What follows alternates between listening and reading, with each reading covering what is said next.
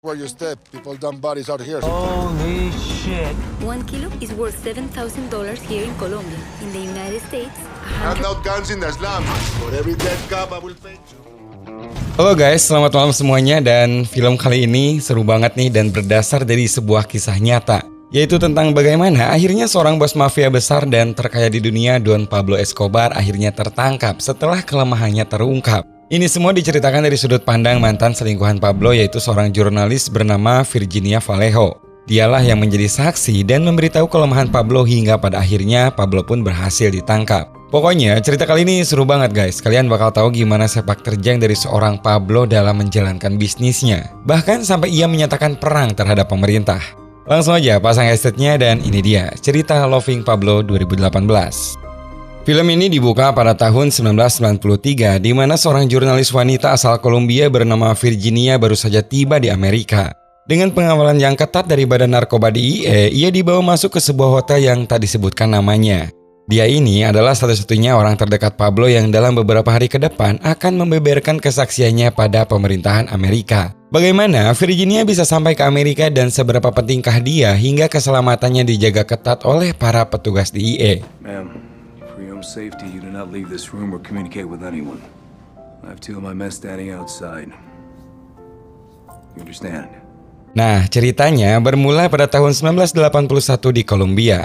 Siang itu, tampak Pablo dan anak buahnya sedang berkendara motor di peternakan miliknya. Tanpa sengaja, salah satu anak buahnya menabrak kuda yang tiba-tiba lewat dari rerumputan. Melihat kuda itu sudah tak bisa lagi ditolong, akhirnya Pablo memerintahkan anak buahnya untuk menembak mati kuda tersebut.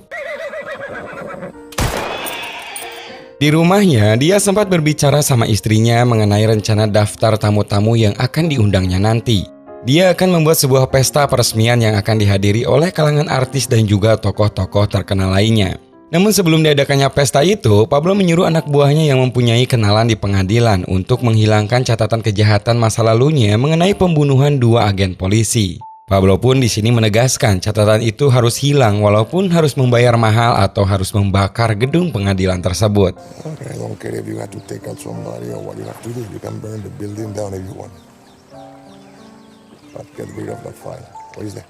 Beberapa hari kemudian, pesta pun digelar guys. Acara malam itu sangat meriah dihadiri oleh orang-orang terpandang termasuk seorang pembawa acara berita terkenal bernama Virginia yang datang bersama temannya. Ia sendiri masih belum terbiasa berada di pesta yang dijaga ketat oleh orang-orang bersenjata. Hal itu mengundang pertanyaan baginya mengenai siapakah Pablo Escobar ini. Karena ia sendiri hanya tahu namanya saja, ia tak tahu sebenarnya bisnis apa yang digeluti sampai akhirnya bisa membuatnya menjadi kaya seperti sekarang ini.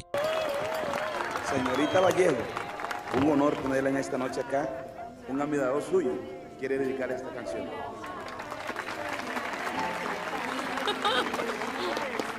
Mereka pun berkenalan. Ternyata Pablo selama ini telah memperhatikan Virginia selama ia menjadi presenter sebuah acara TV. Dalam pertemuan itu, mereka berbincang banyak guys, termasuk pesta yang diadakan ini yang ternyata dalam rangka peresmian pembangunan 2000 rumah untuk orang-orang miskin.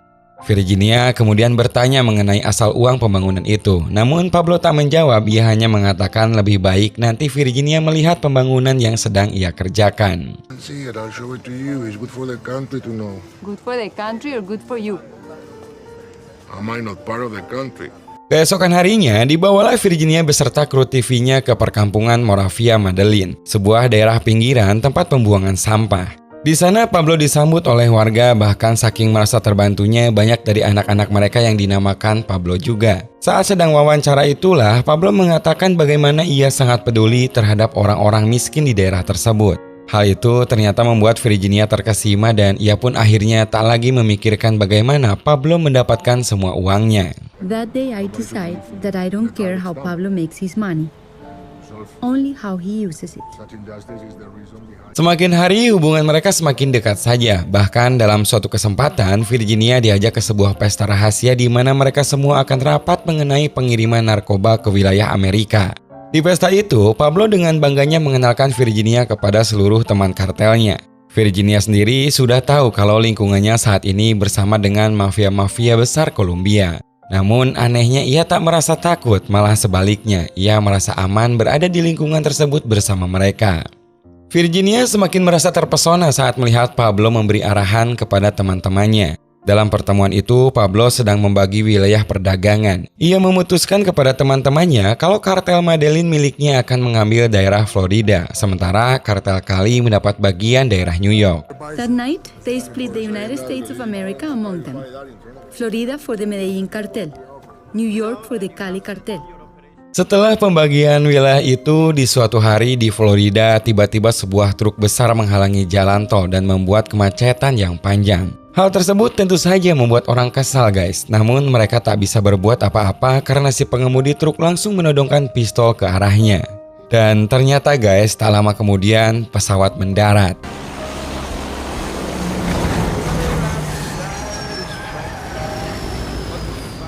Orang-orang suruhan Pablo pun langsung berlari mengambil semua barang-barang haram itu untuk diangkut ke tempat aman. Sementara pesawatnya sendiri ditinggalkan begitu saja. Kalau dipikir mungkin rugi dong pesawat mahal ditinggalin gitu aja. Tapi ternyata enggak guys, karena narkoba satu pesawat penuh itu hasilnya berkali-kali lipat.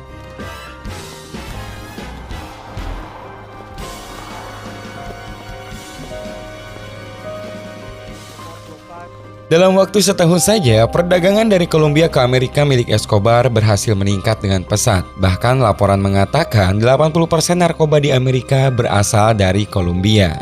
Presiden Amerika sampai turun tangan mengajak seluruh warganya untuk menghindari barang haram itu.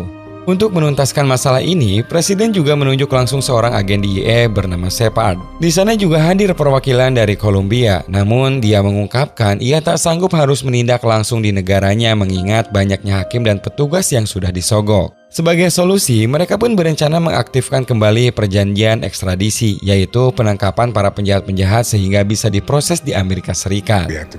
The extradition treaty. We'll catch the narcos and turn them over so you can try them here. They don't fear the judges in Colombia.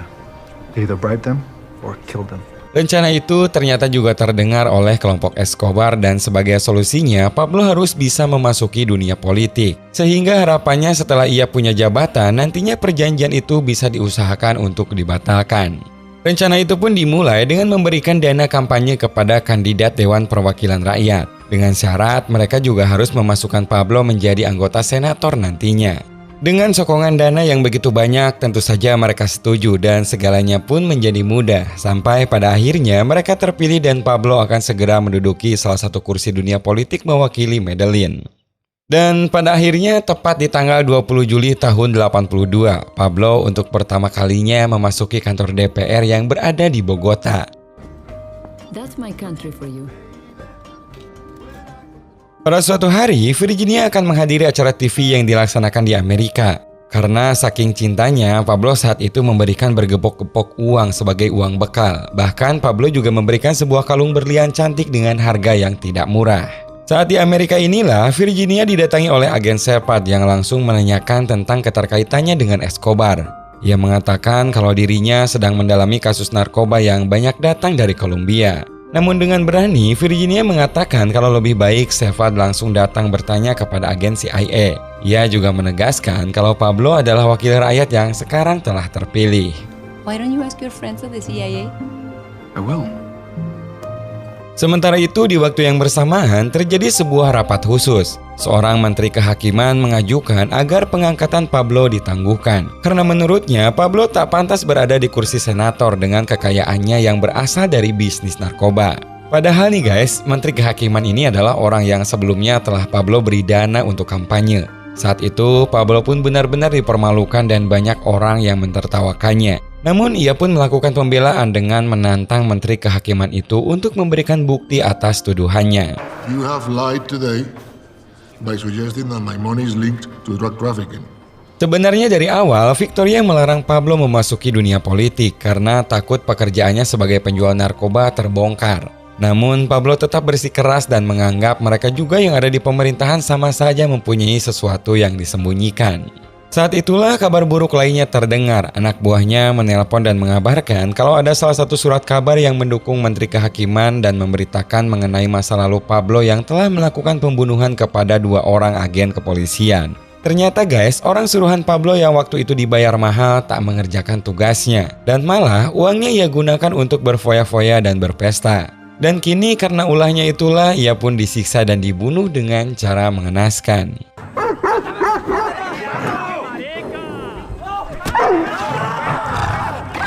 Sebagai pembalasan karena telah dipermalukan dan juga sebelum menteri itu mendapatkan buktinya, Pablo pun bersama teman-teman kartelnya menyusun sebuah rencana untuk membunuh menteri dan juga si penulis berita. Sebenarnya seorang dari kartel Kali menyarankan agar Pablo mengurungkan niatnya, karena kalau sampai terjadi pembunuhan kepada menteri, maka situasi nantinya akan semakin rumit. Namun Pablo tetap pada keputusannya walaupun nantinya harus berperang dengan pemerintah. Esok harinya, Pablo datang ke daerah kumuh pinggiran tempat di mana Sicario berada. Sicario ini adalah sebutan untuk pembunuh bayaran yang dilatih dan dibiayai oleh para mafia-mafia narkoba. Mereka anak-anak muda yang ada di sana sudah siap mati demi bayaran $20.000. Dan masih di hari yang sama, pembunuhan itu pun dilakukan di jalanan ramai, dimulai dengan membunuh si menteri kehakiman lalu si penulis berita.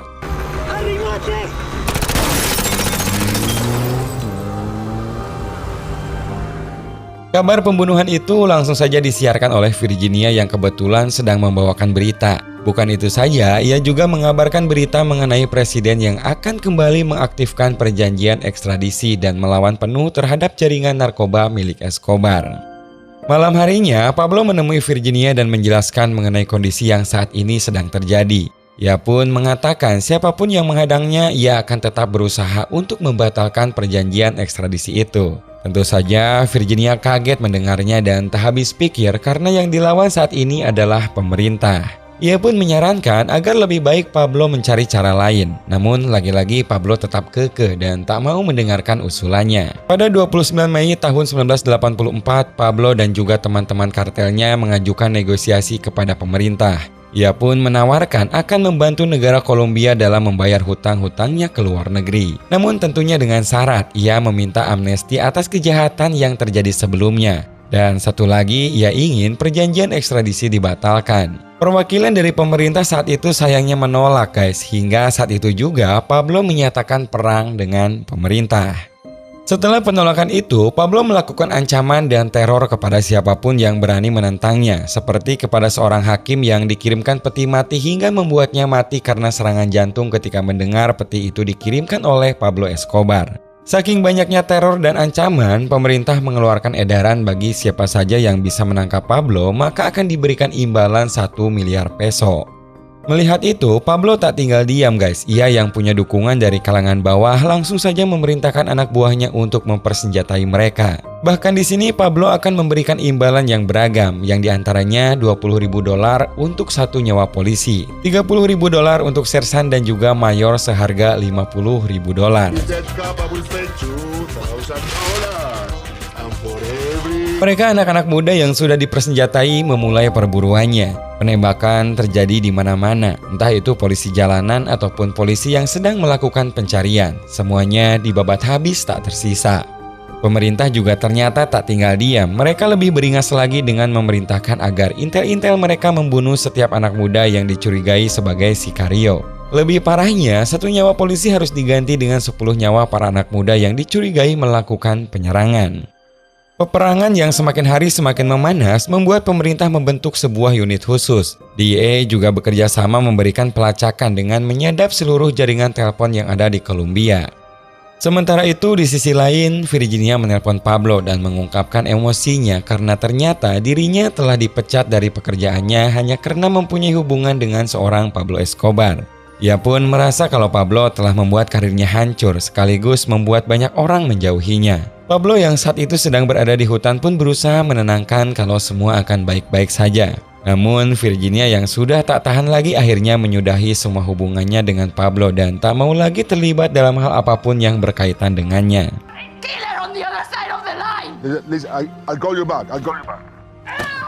Karena percakapan telepon itu, pihak DEA akhirnya menemukan posisi Pablo dan langsung menerjunkan tim khusus untuk menggerebeknya. Ternyata tim Pablo juga sudah siap dengan serangan mendadak itu. Mereka membuka serangan burung dara yang akhirnya merusak salah satu helikopter.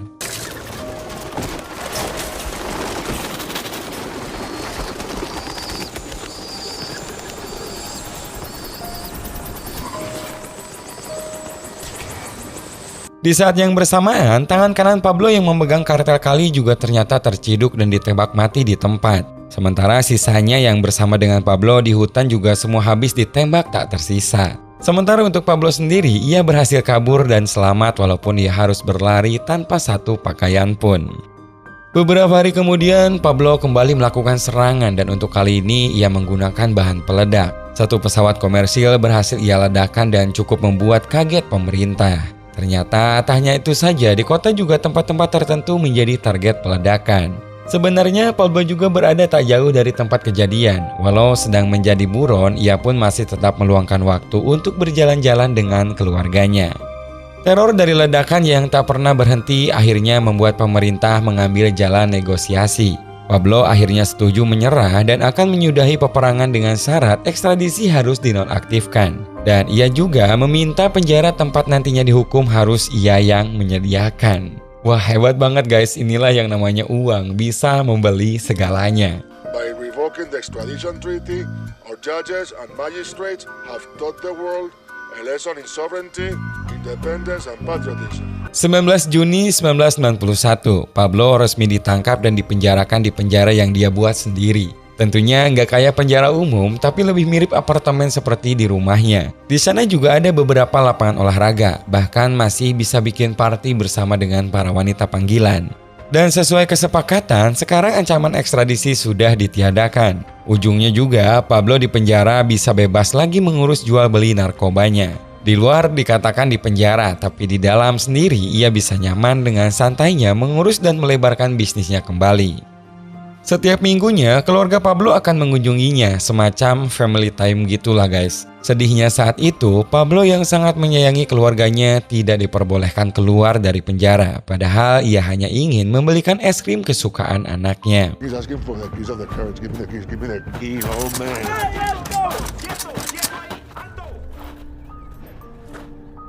Dia pun merasa begitu sedih dan sempat menitikkan air mata. Untung saja Victoria menenangkan dengan memanggilnya kembali. Sambil berlalu, Pablo pun mengatakan nanti ia akan membelikan es krim terbaik di dunia untuk anaknya. Sementara itu di tempat lain, kini Virginia sudah jatuh miskin. Semua hartanya telah habis, perabotannya ia jual untuk membiayai kehidupannya. Dan yang lebih parahnya, ia sudah diboikot oleh stasiun TV manapun serta dijauhi oleh orang-orang. Akhirnya pada suatu kesempatan Virginia mendatangi Pablo untuk meminta perlindungan dan uang $80.000 untuk pindah ke Eropa. Tetapi Pablo menolaknya karena Virginia sempat mengancam akan membeberkan apapun hal yang ia ketahui tentang Pablo. Kini Virginia pun benar-benar putus asa, sudah tak punya lagi pekerjaan, dijauhi orang-orang dan semua hartanya sudah habis.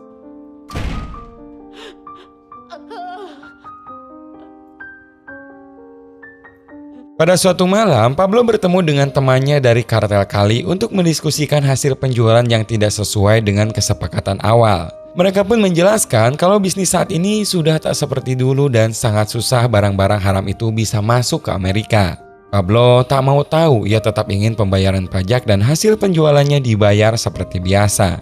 Namun mereka pun tetap menolak, hingga akhirnya mereka pun dibunuh dengan sadis.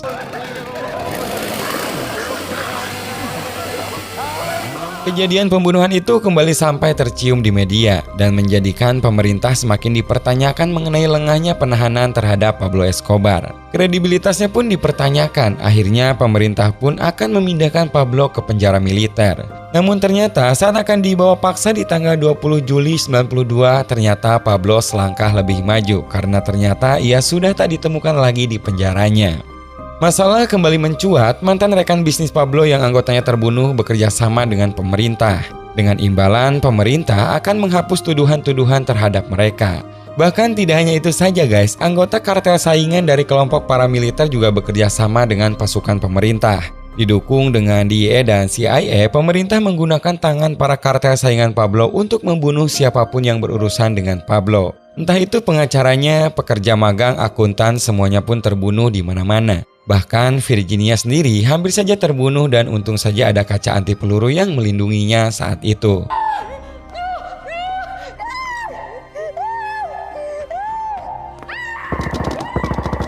Virginia yang sudah tidak tahan akhirnya setuju untuk bekerja sama dengan agen Shepard dan membeberkan kelemahan Pablo. Menurutnya, satu-satunya yang paling penting dalam hidup Pablo adalah istri dan kedua anaknya. Sementara itu, di tempat persembunyiannya, Pablo tampak sedang bersantai dengan kedua anaknya. Pablo yang sangat menyayangi keluarganya itu menyarankan agar mereka segera pergi dari Colombia. Namun sangat disayangkan karena esok harinya saat mereka di bandara, pihak intelijen dan DIA menahan kepergian mereka dan langsung membawa mereka ke dalam hotel bandara.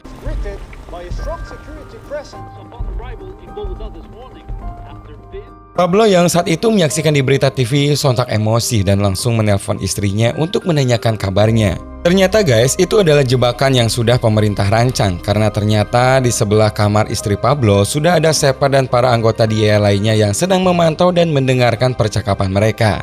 Bukan itu saja, di luaran juga agen lainnya sedang berusaha mencari sinyal telepon yang Pablo gunakan. Saat itulah Pablo menyadari kalau teleponnya sedang disadap. Ya, kemudian dengan lantangnya kembali mengancam mereka semua yang ada di sana.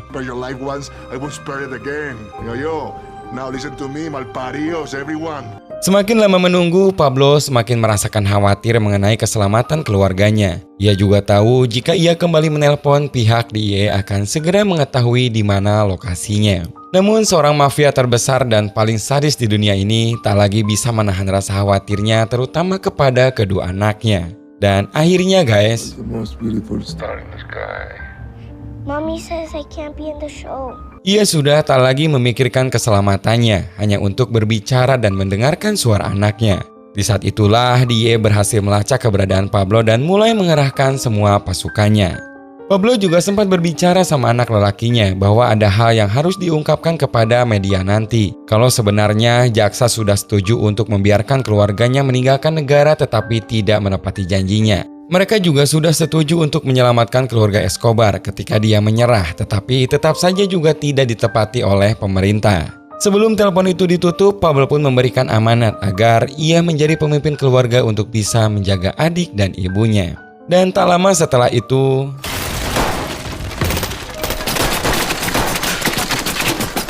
seorang gembong mafia terbesar di dunia pada tahun itu kini telah tersungkur mati dengan mengenaskan. Semua anggota DIA bersorak dengan kematian Pablo, tetapi tidak dengan anak dan istrinya. Virginia pun di sisi lain juga merasa bersalah karena jauh di dalam hatinya ia sangat mencintai seorang Don Pablo Escobar.